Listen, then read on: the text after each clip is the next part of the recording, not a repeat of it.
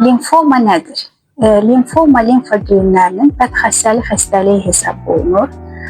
Normada isə limfa düyünləri bizim orqanizmimizin, immun sistemimizin əsas hissəsini təşkil edir.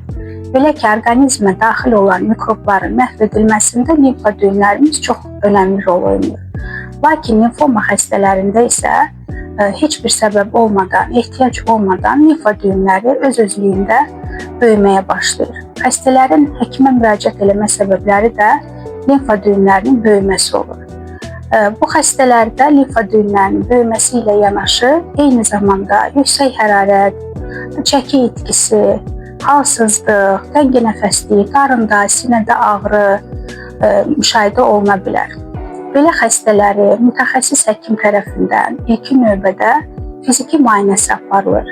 Yanaşı instrumental laborator müayinələr və ən sonunda isə dəqiq diaqnozun qoyulması üçün həmin limfa düyününün biopsiyası, yəni tamamilə çıxarılması və patohistoloji immun histokimyəvi müayinələrin aparılması ilə diaqnoz təsdiqlənir.